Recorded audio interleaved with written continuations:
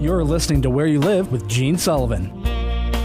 Welcome back to Where You Live. I'm Gene Sullivan, broadcasting from the True North Painting Studios.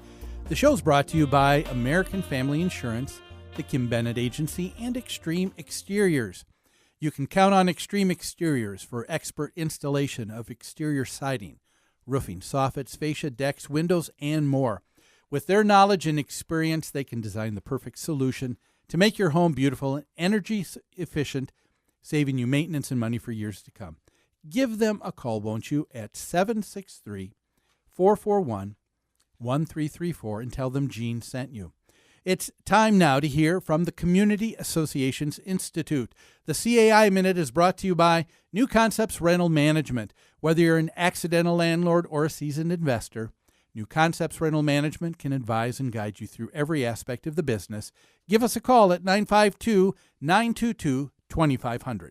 Are you a volunteer in your homeowner association? Maybe a residential property manager wanting to increase your industry knowledge and obtain professional credentials in property management. Are you a vendor or professional offering services to homeowners and associations or property managers? If you said yes to any one of those questions, then join the Community Association Institute. The CAI is a great organization, helping you be informed and more proficient in your homeowner association board member or property manager role. It's also a great way to network with potential clients. For nearly 40 years, CAI has provided education and resources to volunteer homeowners who govern community associations and the professionals who support them. Visit cai-mn.com to learn more. That's cai-mn.com. The Minnesota chapter of CAI holds monthly managers' luncheons, board member education training, property manager certification training, and much more. It also produces a bi-monthly informative magazine called Minnesota Community Living. Why not join the Community Association Institute today? You can do so online at cai-mn.com and select membership.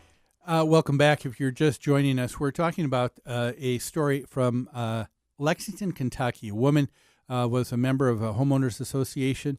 Over 6 years, the association sent letters, certified and otherwise, to her that she owed a yearly assessment. She did not look at any of those letters, and the association foreclosed. We're talking to, on the phone here today, Siobhan Akers, who is on the city council in Lexington representing District 2 and is also a member of this homeowners association where this took place. And I appreciate you taking time out of your busy schedule, Siobhan, to be on the show. Right before the break, we were talking about the difference that takes place because people will also get an assessment for their taxes, and the city will send out notices, but they're only required to send out written notices by mail, just like the homeowners association. Isn't that correct? Yes, and the city also publishes them in the paper before they're sold. Okay, and I'm wondering. To me, it seems like the process doesn't seem to be any different with the association than with the county or city when someone gets behind with their property taxes. And I was just wondering why then do you think that there ought to be additional requirements of the association to try and knock on the person's door or try a phone call or other measures? Well, for the taxes, the city doesn't foreclose on the property. Taxes are advertised.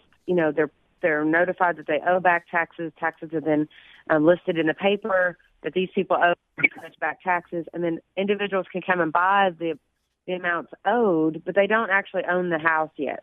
And there's a process that's then required of them to acquire the house. There's a waiting period and those sorts of things. And if I recall, I think the waiting period is there's a 1 year period of time from the date that the taxes become delinquent, that the person who ends up, the third party who purchases the taxes, and they get a certain amount in interest and fees that they need to be repaid.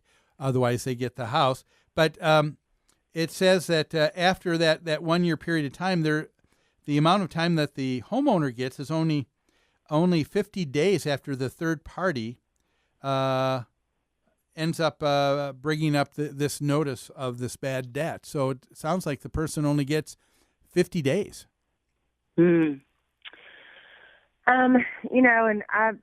this lady in this example paid cash for her home.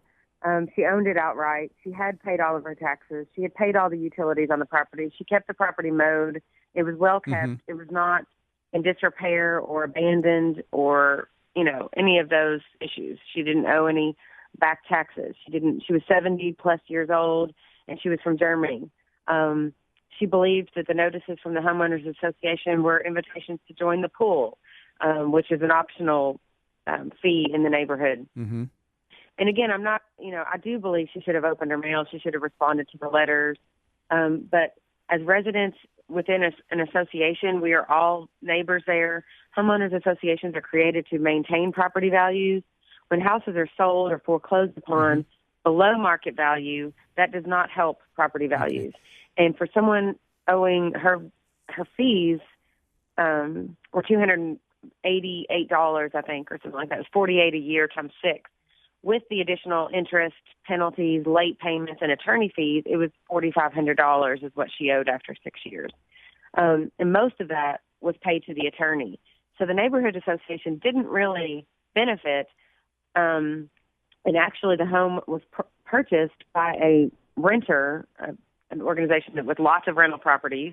And so the home has now turned from an owner-occupied residential property to a rental property, which I believe will further deteriorate property values in the neighborhood. So well, that's even a whole nother discussion on the show. You think that renters don't take care of property the same as owners is your belief? Right. Oh, okay, yeah. I would probably have a different view with you on that. I think not every case and every situation. I mean, I'm not. Again, that is another discussion. Yeah. But I'm just saying when the neighborhood becomes more rental properties than owner occupied, it changes the dynamics of the neighborhood. See, one of the things that I think about with a situation like this, homeowners association has the responsibility the same as a city or a county in providing certain services with that assessment, no matter how large or how small it is, and the ability for that entity to be able to operate is only as good as the people are able to be responsible in meeting those obligations. And, you mentioned that you lived in the association and you took due diligence and found out that it was in the association, but there must have been a breakdown because this woman went through the same process, but she didn't become aware of the fact that it was in an association where she lived, her home. Don't you think that there probably could be some other things that could be done instead of additional requirements by the association, maybe requirements by the seller to give a disclosure of some type, stating that the person is, that this home is in an association and that there are obligations? Don't you think that could be even a better solution possibly? That could be. I mean, then that puts the burden on the seller, I suppose. I mean, there's even, even when a seller, though, owes money, the fees owed transfer with the property and not with the seller. And so that becomes an issue that people buy a house and don't know that the previous person didn't pay the past 2 years, and now they owe for that money. Well, yeah, so, that's right. And that's why a homeowner or a prospective buyer needs to be aware, and they need to do their due diligence before buying. And I don't know that you can get away with that from utilities or back taxes or homeowner association dues. A person needs to see if all of those things apply to the property that they're looking at purchasing, I would think. Well, and if homeowners associations put liens on every property that owed money for more than 1 or 2 years, then when the house is sold, they would recoup those funds.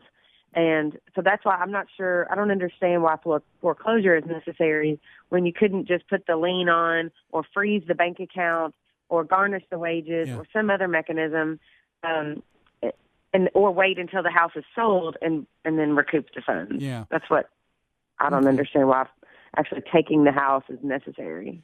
Well, I think that was probably a last resort because before an association can foreclose, they do need to get a lien, whether it's a mortgage company or an association. That is a requirement that that the amount that's owed becomes a judgment. The judgment becomes a lien, and the lien is attached to the property, and then there is the ability to foreclose. So the process to foreclose is the same for an association as it is for a city, as it is for a mortgage company. So there's no difference there. But it's an interesting thing. It sounds like we both, what we do agree on is that there is responsibility that homeowners need to make sure of what it is that they're buying, and also for, I think, sellers to also disclose what they have and what it is that they are giving to a potential buyer.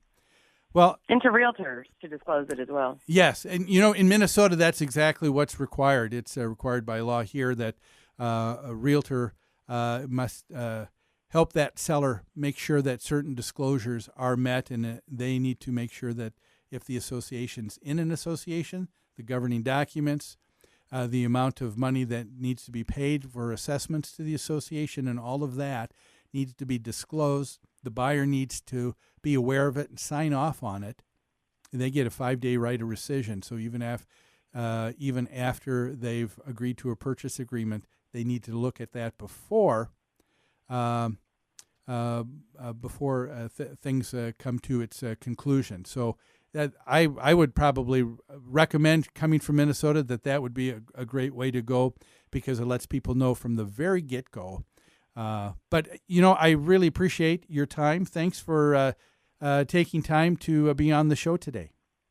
Thank you so much for having me. Okay, folks, that was Councilperson Siobhan Akers of District 2 in Lexington, Kentucky. Appreciate her time. But hey, I appreciate your time too. Don't go away. We've got a lot more and some great stuff yet to come here on Where You Live.